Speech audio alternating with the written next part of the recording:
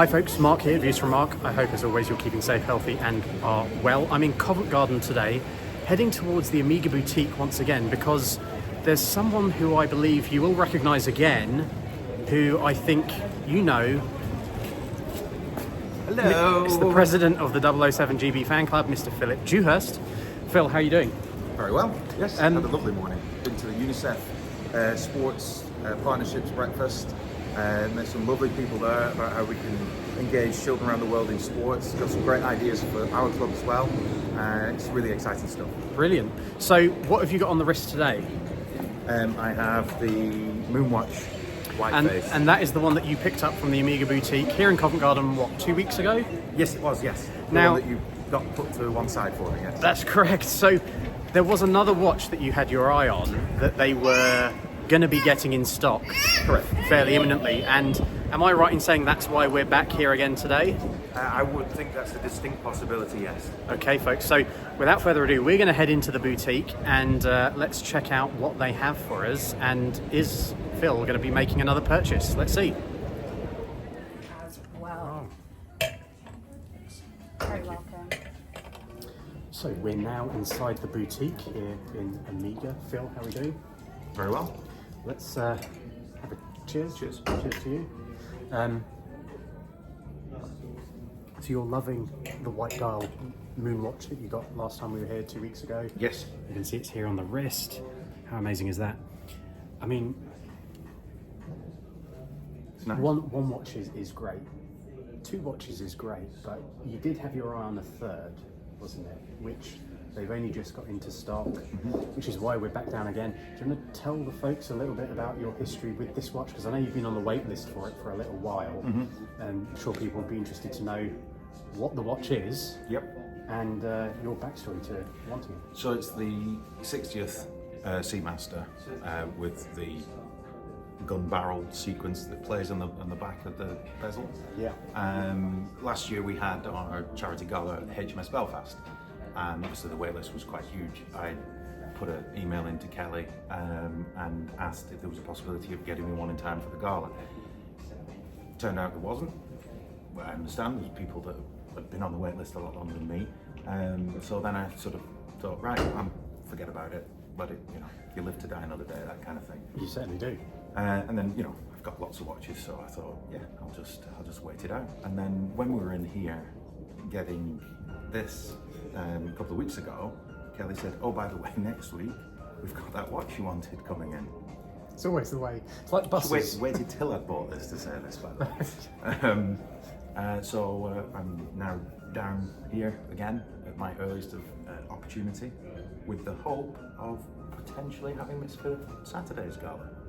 There we go. Well, these things are like buses. You wait for them and then they come along in threes. This is the first one. The 60th Bond watch will be the second. Could there be a third? Yeah, they're at home already. They're at home Yeah. already. I'll tell you what I'll do. I'll put them back in the box. All of my watches, I'll put them back in the box at home. I'll have my children set up with a cashier till, and I can pretend to buy my own watches back. There we go. I must have enough by now. You must. Watches are very addictive, as we all know, but yeah, we're going to have some champagne and we'll wait to take a look at the watch and see what Phil thinks of it. This is the lovely Bond watch. It's quite big, isn't it? It is. It's a nice size. It is a nice size.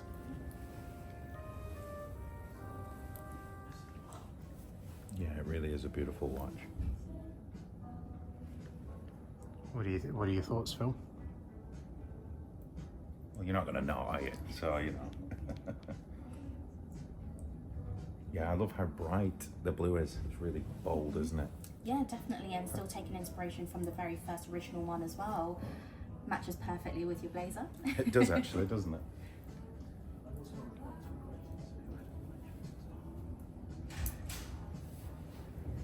How's the fit? Is that okay, or is it a little bit loose? Yeah, or too no, tight? I think that's about right. Right. Very, very pretty. Need to do it that way. Wait, there you go. You've got that. You're a natural now. There you go.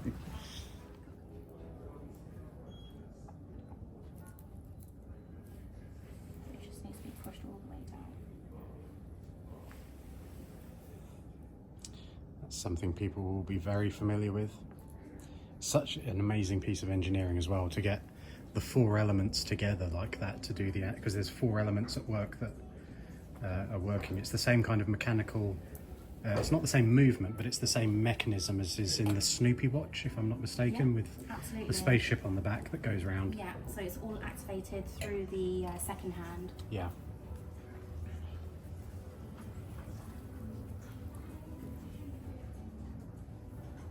Yep. So, Phil, you've got something on your wrist now. This is the 60th watch. You've just seen it, you've tried it on, you've had the full talk through from Kelly here in the boutique, who's fantastic, by the way. See how good it looks. And the watch. Phil, what are you thinking? What's your decision going to be, do you think? I'm going to take. Yeah, I mean, Easy as that. It's really beautiful. I like. We have a friend that says something about invisible Bond moments. We do. And what I like about this watch is that the Bond branding is underneath. So if you don't want people to know you're a James Bond aficionado or geek or whatever, you don't have to. It's just to everybody else, it's a regular watch. Yeah. But you know there's that invisible Bond moment behind. Absolutely. If it said 007 on it or anything like that, it wouldn't be the watch for me. Right. Yeah, As beautiful as they are, it wouldn't be the watch for me. because this is definitely the first anniversary piece that Omega have done, kind of in partnership with Eon, obviously, where there isn't anything on the exterior, outward facing, that says 007. Because before they've done watches with like a 007 logo on the counterbalance of the second hand, or there's been a gun barrel effect to the actual face, or even the coat of arms. You know, well, there's not enough coat of arms.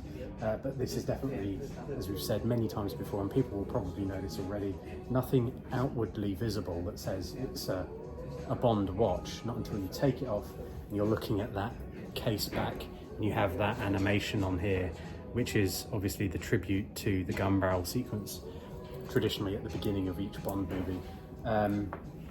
So yeah, I mean, Phil, that's your lineup currently of your watches, the white Speedmaster and the new James Bond 60th. Amazing. And the clasp from my very first Omega that I got when I was 18, which is now finally broken after 22 years. So, I mean, that's good craftsmanship. It's taken 22 years. I mean, and that's the great thing as well, is that as a customer coming into a boutique, obviously you didn't get your 18th watch from this boutique. It didn't exist until 3 weeks ago. But correct. And I don't have a DeLorean. no, and the customer service experience, how would, you know, for you, what's it like coming into a boutique hundreds of miles away from where you actually live, and you get this same level of customer service that you'd get in any Omega boutique? How would you kind of summarize the experience? I think it's great because you can try it on in a relaxed environment. You can consider, you know, you can just go, you know what, it's not for me, but thank you very much. You can walk on. They have it well lit, so the watch will look its best. Sometimes when you see these things online and then you order them, it's kind of a non-event when it comes through and it gets delivered, because you're opening it on your own with no majesty, just in the privacy of your own house or whatever, and you've got nobody going, oh, you know what, that looks great, or that doesn't look great. Yeah. So I do like the boutiques for that. Yeah. You know, and even with my wife's constellation, you know, there was that, Kelly had noticed there was this tiny little part that had come away. And you know, within a couple of weeks, she's got that here ready for Emily's watch. So that's great customer service. Yeah, and as we say, like a watch that's 20 years old, and they're taking care of that as though you'd bought it last week. That's right. Yeah. Yeah, amazing. Really second to none. Customer service in this boutique, in all of Omega's boutiques, second to none. So we're just waiting now, I think, for paperwork and the box and all this stuff to be done for Phil's brand new 60th Bond anniversary watch. So yeah, Phil, I'm going to say cheers to you, my friend. Congratulations again on another watch. Cheers, folks. Cheers.